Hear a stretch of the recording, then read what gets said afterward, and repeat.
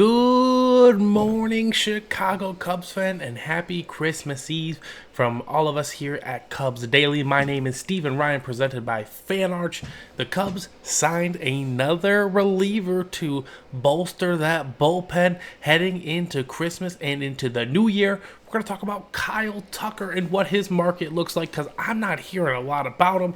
We're going to also talk about where that could leave Bichette, and then a new name that I have heard the Cubs connected to, according to John Heyman, Kazuma Okamoto. So, before we get into all of that, it's Okamoto, I apologize. But before we get into all that, I just want to give everyone a big thank you and a happy holidays from yours truly. I hope you all have a great rest of the week, whether you celebrate on Christmas Eve, Christmas Day, or whichever holiday you guys celebrate. I hope it is a fun time with friends and family. And ladies and gentlemen, if you're new to the channel, make sure you hit that subscribe button. We are less than 90 away from hitting our goal of 1,000. I would love to get there before the new year, but if not, that's okay. This channel has been amazing to me. I love watching it grow day by day. I love reading your guys' comments. I love hearing your thoughts.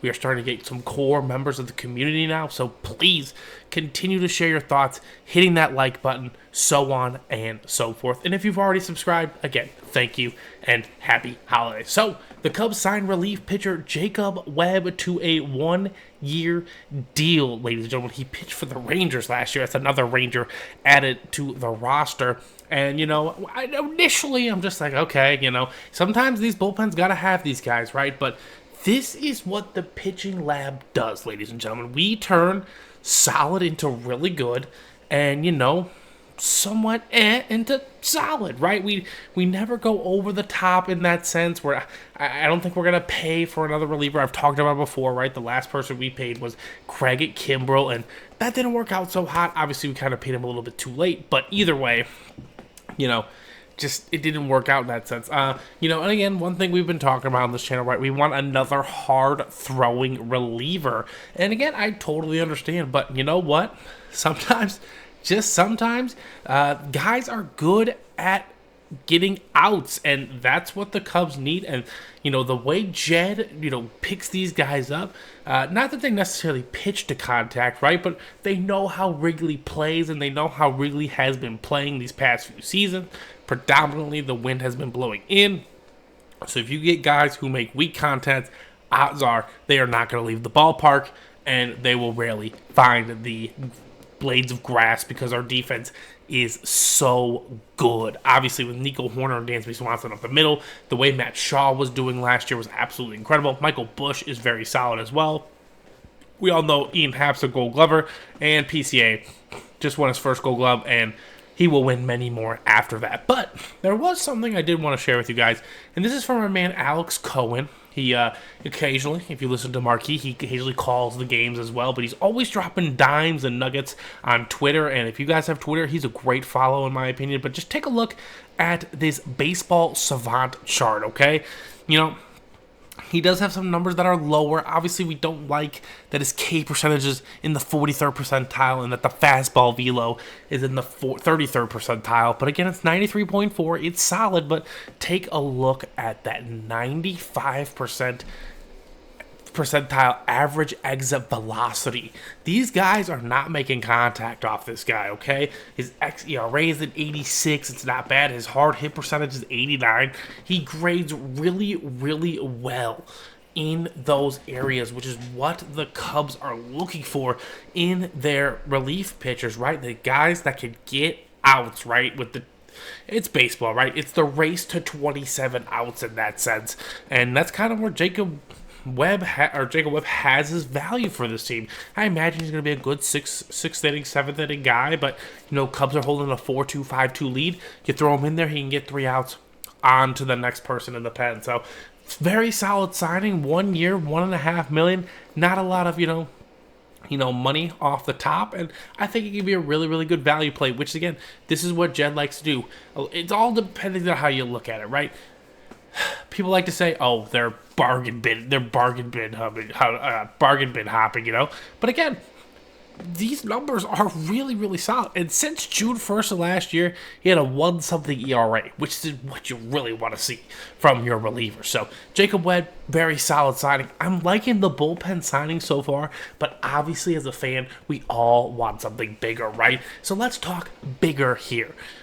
What is going on with Kyle Tucker, and what is going on with his market? That is my real question here.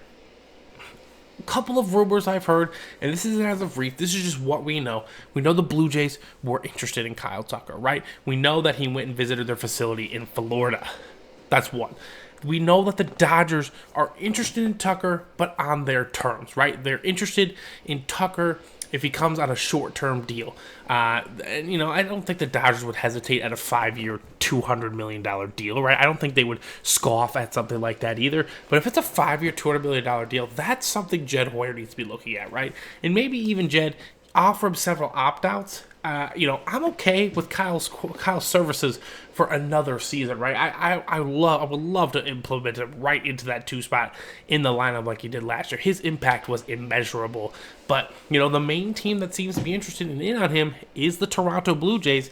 And I guess the only question is are they willing to give him the $400 million? And it just doesn't seem like that, right? Like, it doesn't seem like if the Blue Jays are truly the only team willing to give him $400 million over 10 to 12 years or whatever, why hasn't he signed already? Is he waiting till the new year?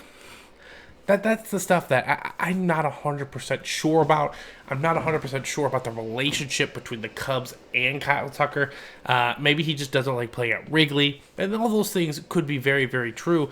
But again, if the price is getting lower and shorter term, and again, his experience was decent here. And it's all his personal perception, right? If his experience was decent here, which again, we were one win away from the NLCS. So if winning is a priority for him, he knows he can come right back to this team and basically run it back with a couple of additions of him, maybe another pitcher or two, and this team could definitely go over the top, right? Maybe a healthy Cade Horton, healthy Justin Steele really helps this team in the long run. So Kyle Tucker, man, if he goes to the Blue Jays, let's say they sign him, right? Where does that leave Bo Bichette? Okay. Now I have not heard the Cubs connected to Bo Bichette by any means, but again, this is a guy the Cubs need to be interested in, right? Especially when we're sitting side by side, and we have Nico Hoerner, who, again, I want him to be a Cub, ladies and gentlemen. Listen to me.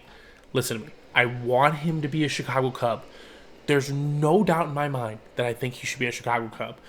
But let's talk realistically here, okay? Was that Nico Hoerner's career season that we witnessed last year? It might have been, right? In terms of just everything encompassing with Nico Hoerner, he was a 6.2 WAR player.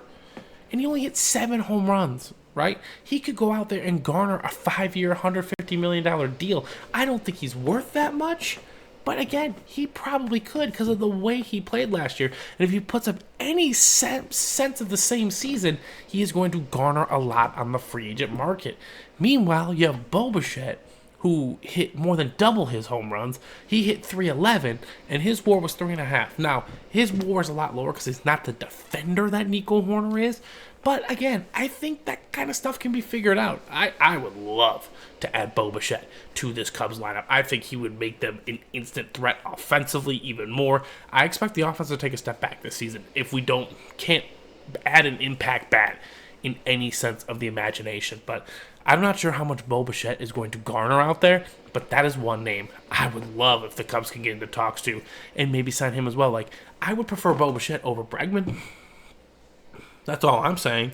I would love to see Bo Bichette play second base if we decide to move on from Nico. So curious to see where it leaves Bo Bichette if the Toronto Blue Jays do sign Kyle Tucker. But again, all reports were saying that the Blue Jays want to get Bo Bichette back in office. Again, they were 2 outs away from the World Series.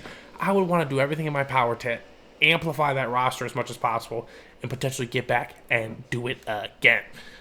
All right, ladies and gentlemen, according to John Heyman dropped this on Twitter, I believe earlier today. He linked 6 teams to the other Japanese prospect, Kazuma Okamoto, and guess what? The Cubs were one of those teams, ladies and gentlemen. And that's not something to scoff at. I'm not sure what he's gonna, garner in terms of salary. Again, right? Everyone thought that Murakami was going to get a 5-year, $80-100 million deal. That didn't happen as well. So maybe he could really bolster the Cubs system, but the roster by maybe like a 3 or 4 year deal for 40-50 million. Something light. Something light. I'm not sure what he truly projects as, and again, he's more of an infielder. But again, what does he fit? What could he bring to the Cubs?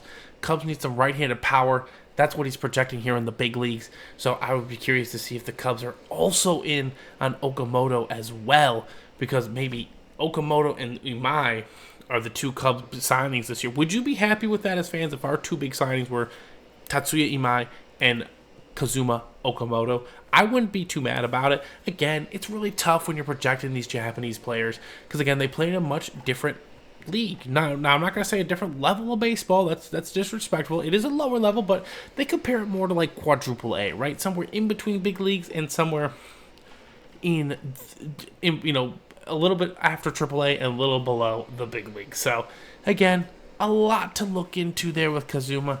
I haven't really gotten a chance to look at his film, but that's just another name that I heard come out of John Heyman's mouth. He attached the Cubs to him as well. So maybe that's the bat the Cubs are going to sign. I don't want to bank on that being the big bat, but could it work out in the Cubs' favor? It absolutely could. There's no reason it couldn't. But that's going to do it for today's edition of Cubs Daily. Again, ladies and gentlemen, I want you all to have a happy holiday season. And yes, I will be back with an episode tomorrow, Christmas Day. Probably just going to go over the Christmas wish list, It'll be a very, very light episode. Unless, of course, the Cubs do something major on Christmas Eve, which would be amazing to talk about. But in the meantime, ladies and gentlemen, I hope you all have a great rest of your day.